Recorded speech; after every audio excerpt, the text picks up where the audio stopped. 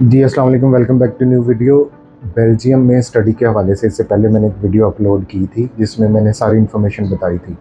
तो अब जो लोग 2024 में बेल्जियम में स्टडीज़ के हवाले से इंटरेस्टेड हैं, ठीक है, और उनकी प्रोफाइल, उनकी एलिजिबिलिटी बेल्जियम यूनिवर्सिटीज़ के अकॉर्डिंग मैच कर रही है, तो ये वीडियोज़ आपके लिए है।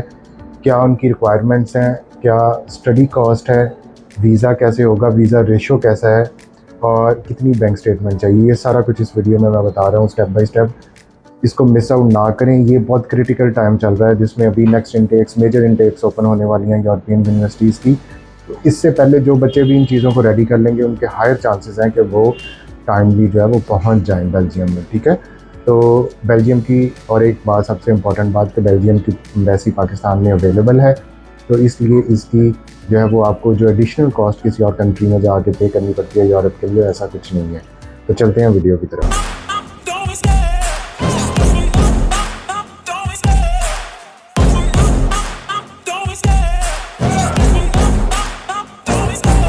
सबसे पहले अगर हम बात करें बेल्जियम के बारे में, तो बेल्जियम राउंड अबाउट ये यूरोप के ऑलमोस्ट सेंटर में आ जाता है। जर्मनी के साथ इसका बॉर्डर है, ठीक है, ऊपर से नीदरलैंड के साथ है। ब्रसल्स इसका कैपिटल है। यूरोपीय यूनियन का जो कैपिटल, जो ऑफिस है, वो ब्रसल्स के अंदर है, ठीक है। स्ट्रॉन्ग इकॉनमी है इसकी। राउंड अबाउट इसकी जो पॉपुलेशन है वो 11 मिलियन है। तकरीबन 1 करोड़ 10 लाख की आबादी है, टोटल इसकी आबादी है। यूरो यहाँ की करेंसी है, ठीक है। यहाँ पे 3 ज़बानें बोली जाती हैं। यहाँ पे जर्मन भी बोली जाती है, यहाँ पे फ्रेंच भी बोली जाती है, और यहाँ पे डच जो फ्लेमिश लैंग्वेज है वो भी बोली जाती है, ठीक है। और जो यहाँ पे जो एकेडमिक ईयर है ये सितंबर से स्टार्ट होता है। इसके अलावा कुछ यूनिवर्सिटीज़ के जून से क्लासेस स्टार्ट होती हैं। 2 इसमें इनटेक्स हैं, फेब इनटेक है इसमें और सितंबर इनटेक अवेलेबल है बेल्जियम के अंदर। स्प्रिंग इनटेक या जिसको ऑटम इनटेक बोलते हैं। अब हम बात करते हैं यूनिवर्सिटीज़ की। देखें, बेल्जियम एक टॉप इकॉनमी है। इसको ईयू का समझे कैपिटल समझा जाता है। यहाँ पे बहुत ज़्यादा जो वर्ल्ड लीडिंग इंस्टीट्यूट्स हैं जो यूएस रैंकिंग में, देखें यूनिवर्सिटीज़ की एक तो नेशनल रैंकिंग है, एक यूनिवर्सिटीज़ की इंटरनेशनल रैंकिंग है, जिसमें जैसे फॉर एग्जांपल TU लीवन इनकी जो है वो टॉप रैंक यूनिवर्सिटी है। इसके अलावा गेंट यूनिवर्सिटी है, यूनिवर्सिटी ऑफ आंट्रप है, ठीक है। इसके अलावा हेसल्ट यूनिवर्सिटी, यूनिवर्सिटी ऑफ लीग है, यूनिवर्सिटी ऑफ नेमर है। तो ये बहुत ज़्यादा इंस्टीट्यूट्स आपके पास अवेलेबल हैं सब्जेक्ट्स के हवाले से। इसमें सोशल साइंसेज है, इसमें आपके कंप्यूटर साइंसेज है, इसमें अदर हैं। तो ये बेसिक सी यूनिवर्सिटीज़ जो मैंने आपको बता दी जो टॉप रैंक है। इसके अलावा कुछ यूनिवर्सिटीज़ जो है वो यहाँ पे विदाउट आइल्स इंटरनेशनल कैंडिडेट्स को एक्सेप्ट कर लेती हैं। उन यूनिवर्सिटीज़ का मैं नाम यहाँ पे मेंशन नहीं करने वाला, क्योंकि बच्चे फिर बहुत ज़्यादा खुद से ही एप्लीकेशन पुटअप करके जो डिज़र्विंग बच्चे हैं उनका भी जो है वो स्कोप ख़राब कर देते हैं। ये हमारी ऑलरेडी पैदाइशी ख़राबी है कि ख़ुद भी नहीं करना और अगले को भी नहीं होने देना। आपके एडमिशन के हवाले से अगर हम बात करें तो यहाँ पे जो ट्यूशन फ़ीस है वो वेरी करती है, ठीक है। जर्मनी की तरह यहाँ पे ट्यूशन फ्री नहीं है इंटरनेशनल कैंडिडेट्स के लिए। यहाँ पे फॉर एग्जांपल अगर हम KU लीवन की बात करें तो सिर्फ 500 यूरोज़ की पर ईयर फ़ीस है, अगर आप उसके एलिजिबिलिटी को मैच करते हुए।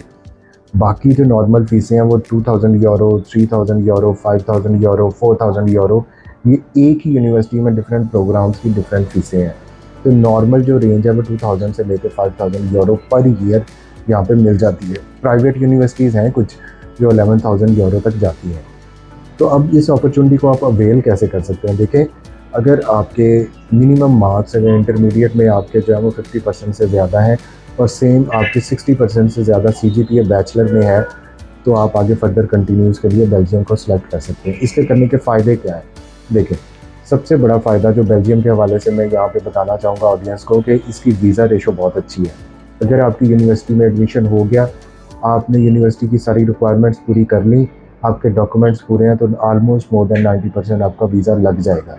और यहाँ पे ना इंटरव्यू होता है और ना ही आपको जो है वो कैंडिडेट को एम्बेसी की अपॉइंटमेंट का वेट करना पड़ता है। अपने गैरीज या VFS के थ्रू, फेडेक्स के थ्रू जो है वो पाकिस्तान से इसकी अपॉइंटमेंट बुक करनी है। और सेम कंडीशन जो है वो इंडियन स्टूडेंट्स के लिए है। सबसे बड़ी बात जो बेल्जियम के लिए है कि यहाँ पे बैंक स्टेटमेंट का क्या सीन है। देखें, बेल्जियम में डिफरेंट प्रोग्राम्स की हर यूनिवर्सिटी अपने हिसाब से एक फ़िक्स्ड अमाउंट में अपनी जो रिक्वायरमेंट मांगती है कैंडिडेट से, कि उसके पास इतने फाइनेंशियल मीन्स हैं कि वो अपनी स्टडीज़ को आगे कंटिन्यू कर सकते हैं। इसको ब्लॉक अकाउंट भी आप कह सकते हैं।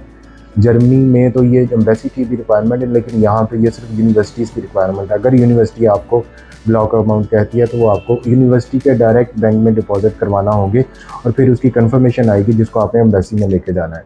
अब ये ब्लॉक अमाउंट की वैल्यू क्या है, ये वेरी करती है। फॉर एग्जांपल 7,000 भी है, इसके अलावा 9,000 भी है, 11,000 यूरो भी आपको रिक्वायर होंगे। तो ये मैक्सिमम है जो ब्लॉक अमाउंट की फॉर्म में आपको रिक्वायर्ड होते हैं। और यहाँ पे जो आपकी है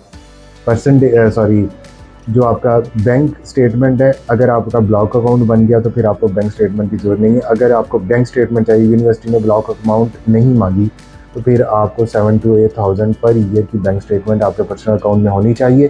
ठीक है, तो फिर जो है वो अगर कोई आपको स्पॉन्सर कर रहा है तो वो आपके अकाउंट में पैसे ट्रांसफ़र कर दे और साथ में स्पॉन्सरशिप एफिडेविट दे दे, तो आपकी बैंक स्टेटमेंट चल जाएगी। अब यहाँ पे जो इसके अलावा इसका फ़ायदा क्या है कि अगर आपने बेल्जियम में 5 इयर्स तक रह लिया स्टडीज़ के दौरान या स्टडीज़ के बाद, तो आपको इनिशियली पीआर मिल जाती है। बच्चे बहुत ज़्यादा क्वेश्चंस करते हैं कि सर पीआर का बताएं, रेजिडेंस का बताएं, क्या पीएसडब्ल्यू मिलेगा। डेफिनेटली जब आप की हो जाती है, आपकी स्टडीज़ कंप्लीट हो जाती है, तो उसके बाद आपको जो है वो 1 साल तक का एक्सटेंडेड वीज़ा मिल जाता है, जिसमें आप रह के वहाँ पे जॉब अपनी सर्च आउट कर सकते हैं। जो आपको जॉब मिलेगी उसके अकॉर्डिंगली आगे आपका जो है वो रेजिडेंस परमिट बनेगा। 5 इयर्स का आपका रेजिडेंस परमिट पे आप स्टे कर लें तो उसके बाद आप पीआर के एलिजिबल हो सकते हैं। आपका जो डिपेंडेंट है, जब आपका कैंडिडेट का वीज़ा लग जाएगा तो उसके बाद आपके पास अगर इतने फाइनेंशियल सोर्सेज हैं, जो 7 to 8,000 यूरोज़ आपके पर्सनल बैंक अकाउंट में है, तो आप अपने डिपेंडेंट का, अपनी बीवी का, अपने बच्चों का वीज़ा अप्लाई कर सकते हैं। तो उनका long term D type visa लगेगा और वहाँ पे जाने के बाद ये जो है वो उसको आप टेम्परेरी रेजिडेंस परमिट में कन्वर्ट कर सकते हैं। एज लिमिट की अगर हम बात करें तो वो 40 इयर्स है आपकी। अगर आपकी 40 साल से कम उम्र है तो आगे आप स्टडीज़ के लिए एलिजिबल हैं।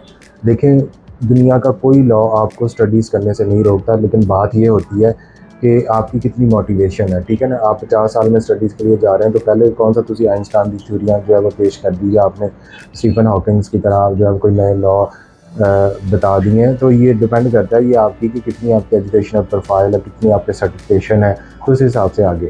जो सबसे इम्पॉर्टेंट चीज़ है रिक्वायरमेंट के हवाले से, वो आपके टेस्टेड डॉक्यूमेंट्स हैं, जो आपकी लोकल जो भी मुल्क है। फॉर एग्जांपल पाकिस्तान से बात करें तो आपके मोफा से, इसके अलावा HEC से और IBCC से आपके इंटरमीडिएट के डॉक्यूमेंट्स अटेस्टेड होने चाहिए।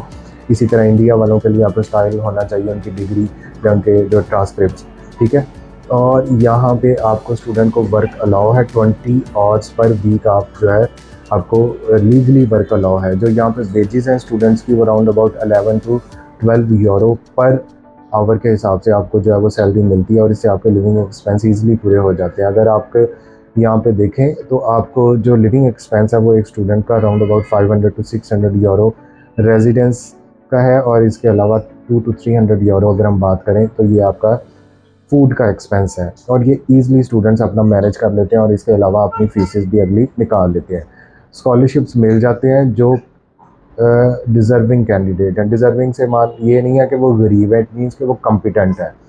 आपको आपके मार्क्स अच्छे आने चाहिए। आपका बेशक ये एक सेमेस्टर की आपने फुल फ़ी पे करके यहाँ से चले गए, अगर आपने वहाँ पे आपके ग्रेड्स अच्छे आ गए, आपने नेक्स्ट सेमेस्टर में भी आप स्कॉलरशिप पे अप्लाई कर सकते हैं। स्कॉलरशिप यहाँ से डायरेक्ट लेने के लिए थोड़ी सी मुश्किल है, लेकिन वो भी नामुमकिन नहीं है। अगर आपका आई स्कोर अच्छा है, आपका ये अच्छे, आपके ग्रेड्स अच्छे हैं, आपका मोटिवेशनल लेटर अच्छा है, तो आपको स्कॉलरशिप भी मिल जाता है। इंग्लिश के हवाले से कुछ यूनिवर्सिटीज़ जो हैं वो EPC, जिसको इंग्लिश प्रोफिशिएंसी सर्टिफिकेट, या वो आपका इंटरव्यू ले लेंगी, उसकी बेस पे भी एडमिशन हो जाता है। अगर हम बात करें आइल्स की, तो अगर आपका आइल्स 6.5 है, not less than 6 in each module, तो फिर तो आपके पास बेतहाशा ऑप्शंस है। तो मैं हमेशा कहता हूँ कि आइल्स को ज़रूर लेके चलें। जो बच्चे भी बेल्जियम के लिए इंटरेस्टेड हैं, इसके एडमिशन्स ओपन होने वाले हैं ये अगस्त सितंबर में। ठीक है, ऑनलाइन इनकी एडमिशन्स ओपन हो जाएंगे यूनिवर्सिटीज़ के फॉर इंटरनेशनल कैंडिडेट्स। ठीक है, अब वो उसमें कुछ यूनिवर्सिटीज़ में आपको स्प्रिंग इनटेक भी मिल जाएगी कुछ सब्जेक्ट में, और कुछ में जो है वो आपको मेजर इनटेक मिलेगी। लेकिन इस लेंथी वीज़े प्रोसेस, जो 3 से 4 माह का प्रोसेस है, इसको कवर अप करने के लिए आपको ज़रूरी है कि आप इसकी टाइमली एप्लीकेशन प्रोसीड करें। और यहाँ पे आपको एम्बेसी के अंदर जो है वो अपने डॉक्यूमेंट्स, जब आपका एडमिशन लेटर आ जाता है, आपके हर चीज़ आपके पास, आपकी पासपोर्ट की कॉपी आपके पास, पिक्चर है आपके पास, बैंक स्टेटमेंट है आपके पास, ब्लॉक अमाउंट है आपके पास, ये जो बेसिक रिक्वायरमेंट्स आपके पास जो एप्लीकेशन वीज़ा फॉर्म है, तो उसके साथ आपको अपनी ओरिजिनल डिग्रीज़ और ट्रांसक्रिप्ट्स भी देने पड़ेंगे जो आप बेल्जियम एम्बेसी उनको लीगलाइज़ करेगी, ठीक है।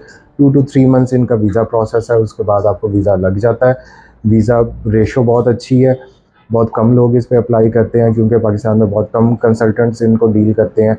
ये कंसल्टेंट्स को हमें कोई यहाँ से यूनिवर्सिटी से कोई जो है वो इंसेंटिव नहीं आता, इसलिए उनकी कोशिश होती है कि ऐसे मुल्कों में भेजें जहाँ पे यूनिवर्सिटीज़ की तरफ से उनको जो है वो इंसेंटिव्स आए। इसीलिए आपको हर गली मोहल्ले में यूके और ऑस्ट्रेलिया का मिलता है। ये सीधी सी बात है, आपको इन चीज़ों को अंडरस्टैंड करना चाहिए। और ये कि अगर आपने फ्यूचर आना है तो यूरोप में इसका फ्यूचर है। यूरोप में आपके पास अपॉर्चुनिटीज़ बहुत ज़्यादा बढ़ जाती हैं, बहुत ज़्यादा कंट्रीज़ हैं, 28 कंट्रीज़ हैं, जॉब के बहुत ज़्यादा मौके हैं। और फर्दर जो है वो आईटी सेक्टर की अगर हम बात करें, for example artificial intelligence, data science, machine learning, तो ये फ्यूचर सब्जेक्ट्स हैं जिनकी आगे फर्दर नौकरियां पैदा होने वाली हैं। हम समझते हैं ना कि एआई ने नौकरियां ख़त्म कर देंगे, लेकिन एक्चुअली इसकी डिमांड बढ़ रही है जो लोग इन टेक्नोलॉजीज़ को अडॉप्ट कर रहे हैं। तो जो लोग भी बेल्जियम के हवाले से कंसल्टेंसी लेना चाह रहे हैं वो हमसे रब्ता करें, अभी रब्ता करें। हम उनके डॉक्यूमेंट्स हर चीज़ जो है वो अकॉर्डिंग टू यूनिवर्सिटी उनकी एलिजिबिलिटी के हिसाब से प्रिपेयर करेंगे और उनको फर्दर गाइड करेंगे। Thank you so much.